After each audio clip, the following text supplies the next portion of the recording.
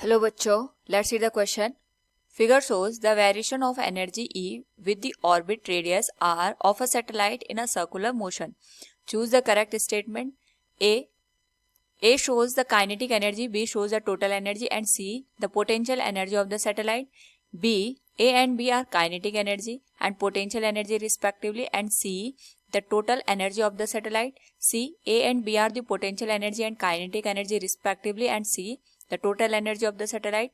And D is C and A are the kinetic energy and potential energy, and B the total energy of the satellite. Now to answer this question, first we will discuss here the key concept, and here the key concept is motion of a satellite around the any planet, or we can say energy associated with the motion of satellite. हमारे पास यहाँ पे जो भी satellite motion करता है around any planet, उसके corresponding जो टोटल एनर्जी होती है, पोटेंशियल एनर्जी होती है, उनका जो रिलेशन यहाँ पे निकल के आता है, we will use that and solve this particular question. तो सबसे पहले हमारे पास यहाँ पे एक सैटेलाइट है.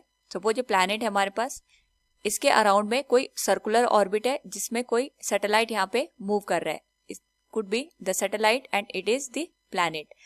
नाउ यहाँ पे क्योंकि जो सैटेलाइट है वो प्लैनेट के अराउंड एक पर्टिकुलर ऑर्बिट में मूव कर रहा है, तो इसके पास यहाँ पे मोशन की वजह से काइनेटिक एनर्जी होगी, और साथ में क्योंकि ये प्लैनेट के साथ यहाँ पे बाउंडेड कंडीशन में है और इसके पर्टिकुलर पोजीशन है, तो यहाँ पे पोटेंशियल एनर्जी भी एग्जिस्ट करेगी, और पोटेंशियल और काइनेटिक एनर्जी की वजह से हमारे पास यहाँ पे टोटल एनर्जी आएगी. सो जब भी हमारे पास कोई सैटेलाइट सर्कुलर ऑर्बिट में मूव करता है, उस केस में जो काइनेटिक एनर्जी होती है, it is given as G into mass of the planet multiplied with mass of the satellite divided by 2 into distance between planet and satellite. ये हो गई हमारे पास यहाँ पे काइनेटिक एनर्जी का एक्सप्रेशन.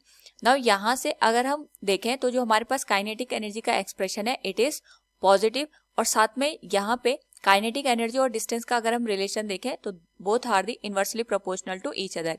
यानी हमारे पास जैसे जैसे डिस्टेंस बढ़ेगी, काइनेटिक एनर्जी की वैल्यू यहाँ पे रिड्यूस हो जाएगी. तो हम इसको इस तरीके से भी लिख सकते हैं, kinetic energy is inversely proportional to the distance between planet and satellite. यहाँ से हमारे पास जो ग्राफ का स्ट्रक्चर बनेगा, it will be rectangular hyperbola, और यहाँ पे जो इसका नेचर होगा ये डिक्रीजिंग स्लोप का होगा. लेकिन साथ में हमें ये भी ध्यान रखना है कि जो भी हमारे पास ग्राफ बनेगा, ये हमें ये पॉजिटिव वैल्यू का यहाँ पे देखने को मिलेगा, यानी जो काइनेटिक एनर्जी की वैल्यू आएगी यहाँ पे पॉजिटिव आएगी. तो हम यहाँ पे ग्राफ को देखें, ए, बी और सी तीनों में हमारे पास जो ए ग्राफ है यही पॉजिटिव वैल्यू को यहाँ पे इंडिकेट कर रहा है. तो यानी जो हमारे पास ग्राफ ए है, हम यहाँ पे लिख सकते हैं graph A is showing the relation between kinetic energy and distance. ये काइनेटिक एनर्जी और डिस्टेंस के बीच के ग्राफ को यहाँ पे इंडिकेट करेगा. नाउ यहाँ पे अगर हम बात करें पोटेंशियल एनर्जी और टोटल एनर्जी की, तो we can say potential energy of the given satellite is written as -g into m into small m. Here capital M is indicating the mass of this planet and small m is the mass of the satellite divided by r.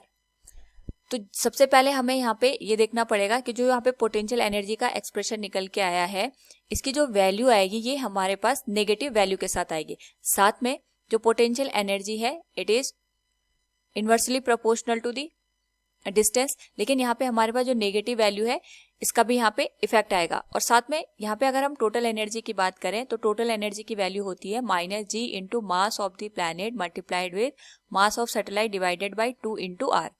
तो जो total energy और potential energy है, दोनों का जो यहाँ पे value हमें मिलेगी, बोथ विल बी नेगेटिव, और दोनों ही यहाँ पे इनवर्सली प्रोपोर्शन में होंगे with the distance between satellite and the planet.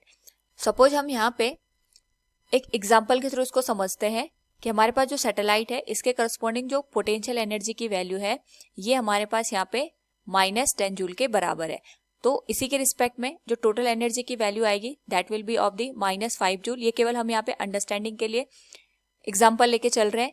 तो यहाँ पे अगर हम ग्राफ से देखें तो ग्राफ में जो बी और सी है, both are showing the negative value, यानी ये हमें पोटेंशियल एनर्जी और टोटल एनर्जी को रिप्रेजेंट करेंगे. लेकिन हमें ये बात ध्यान रखनी पड़ेगी कि हमारे पास जो टोटल एनर्जी की वैल्यू आएगी that will be greater than the potential energy, क्योंकि नेगेटिव वैल्यूज हैं तो नेगेटिव वैल्यू में हमारे पास यहाँ पे जिसकी वैल्यू कम होगी वो लार्जर वैल्यू को यहाँ पे इंडिकेट करेगा। तो हम यहाँ से कह सकते हैं जो टोटल एनर्जी की वैल्यू होगी that will be greater than the potential energy. तो सेम डिस्टेंस के लिए अगर हम कंपेयर करें तो हमारे पास जो सी ग्राफ है वो लार्जर वैल्यू को इंडिकेट कर रहा है और जो बी ग्राफ है ये हमारे पास यहाँ पे स्मॉलर वैल्यू को इंडिकेट कर रहा है। यानी यहाँ से हम कह सकते हैं जो सी ग्राफ है ये हमारे पास टोटल एनर्जी को इंडिकेट करेगा और जो बी ग्राफ है ये हमारे पास यहाँ पे पोटेंशियल एनर्जी को इंडिकेट करेगा। So we can write here graph C will indicate the total energy and the relation between distance, और जो हमारे पास यहाँ पे ग्राफ बी आएगा that will show the relation between potential energy and the distance. So from the given question we can say A and B are the kinetic energy and potential energy respectively and C is the total energy of the satellite. So option B will be the correct one. Hope all you understood it. Thank you and best of luck.